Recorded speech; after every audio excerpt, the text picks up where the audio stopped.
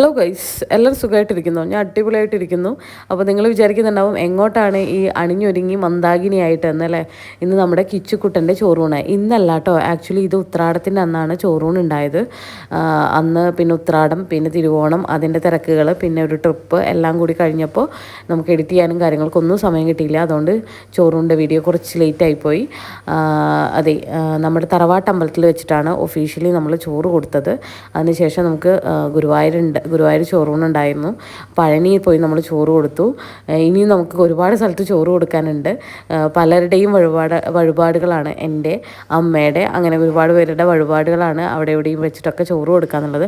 അപ്പോൾ അതൊന്നും കഴിഞ്ഞിട്ടില്ല. ഇപ്പോൾ ഒഫീഷ്യലി നമ്മൾ നമ്മുടെ തറവാട്ടമ്പലത്തിൽ വെച്ച് ചോറ് കൊടുത്തു. നമ്മുടെ തറവാട്ടിൽ ഇങ്ങനെ ചോറൂണ്, ബർത്ത്ഡേ അങ്ങനത്തെ കാര്യങ്ങളൊക്കെ ഉണ്ടാകുമ്പോൾ ആദ്യം നമ്മൾ ഇവിടെയാണ് എല്ലാ കാര്യങ്ങളും ചെയ്യുന്നത്, നമ്മുടെ അമ്പലത്തിൽ.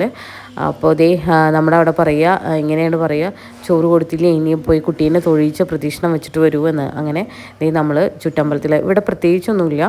ഇവിടെ നമ്മുടെ ഭഗവതി ഉണ്ട്. നിങ്ങൾക്ക് കുറച്ച് പേർക്കെങ്കിലും അറിയുന്നുണ്ടായിരിക്കും. പെരിന്തൽമണ്ണ അങ്ങാടി പുറം ഭാഗത്തുള്ള തിരുമാന്താംകുന്ന് ദേവീക്ഷേത്രം, അവിടുത്തെ അമ്മയുടെ അനിയത്തി അല്ലെങ്കിൽ ചേട്ടത്തിയൊക്കെയാണ് ഇവിടെ ഇരിക്കുന്നത്. എനിക്ക് കറക്റ്റായിട്ട് ഐതിഹ്യമൊന്നും അറിയില്ല, പക്ഷേ അങ്ങനൊരു ഇതാണ്. അവിടെ നിന്ന് വന്ന ഒരമ്മയാണ്, ദേവിയാണ് ഇവിടെ ഇരിക്കുന്നത്. അപ്പോൾ അമ്മയുണ്ട്, പിന്നെ ഒരു സർപ്പക്കാവും ഉണ്ട്, അത്രയേ ഉള്ളൂ.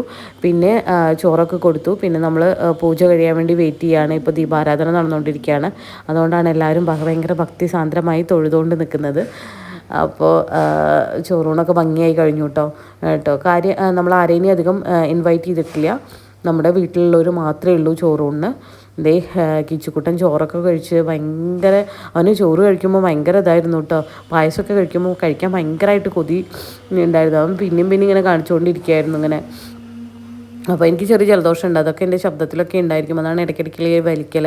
ഇത് നമ്മുടെ വീട്ടിലുള്ള അടുത്തൊരു കുട്ടിയാണ് കേട്ടോ. അടുത്ത കുട്ടി ധോനിക്കുട്ടി ഇപ്പോൾ 1 വയസ്സായിട്ടുള്ള ബർത്ത്ഡേ ഉണ്ടായിരുന്നു, ജൂലൈ മന്തിലായിരുന്നു. അപ്പോൾ ധോനി എന്നാണ് ഞങ്ങൾ വിളിക്കുന്നത്. ധോനി സാവരിയ എന്നാണ് പേര്. ഇത് അടുത്ത ആൾ അയാൻ ബിർസ. പിന്നെ എൻ്റെ മൂത്ത മോൻ കൂടി ഉണ്ട്, അവനെവിടെ ഒന്നും കാണുന്നില്ല. കിച്ചു നന്നായി ക്ഷീണിച്ചു. അതിനുശേഷം നമ്മുടെ ഈ അമ്പലത്തോട് ചേർന്ന് തന്നെ നമുക്കൊരു വിഷ്ണുവിൻ്റെ അമ്പലമുണ്ട്. അവിടെ നമ്മൾ മിക്ക ആൾക്കാരും ഇവിടെ വരുന്നവരെല്ലാം വിഷ്ണുവിൻ്റെ അമ്പലത്തിലും പോവും. അങ്ങനെ ഞങ്ങളും പോയി വിഷ്ണുവിൻ്റെ അമ്പലത്തിൽ മോനെ തൊഴിക്കണം. ഒപ്പം എൻ്റെ വീട്ടിൽ നിന്ന് വന്ന ആൾക്കാർക്കൊക്കെ അമ്പലത്തിൽ തൊഴണം എന്ന് പറഞ്ഞപ്പോൾ നമ്മൾ അങ്ങോട്ടേക്കും പോയി. അപ്പോൾ ഇത്രയൊക്കെ ഉള്ളൂ ചോറൂണ്. ഒഫീഷ്യൽ ചോറൂണ് ഉത്രാടത്തിൻ്റെ അന്നായിരുന്നു. അതിന് ശേഷം നമ്മൾ ഗുരുവായൂർ പോയിരുന്നു ഓണം കഴിഞ്ഞതിൻ്റെ പിറ്റത്തെ ദിവസം. അതിനുശേഷം നമ്മൾ അന്ന് രാത്രി തന്നെ പഴനി പോയിട്ട് കഴിഞ്ഞ ദിവസമാണ്. അതിൻ്റെ വീഡിയോസൊക്കെ നിങ്ങൾ കണ്ടിട്ടുണ്ടാവും. അപ്പോൾ കൂടുതൽ വീഡിയോസ് കാണാനായിട്ട് ലൈക്ക് ചെയ്യുക, സബ്സ്ക്രൈബ്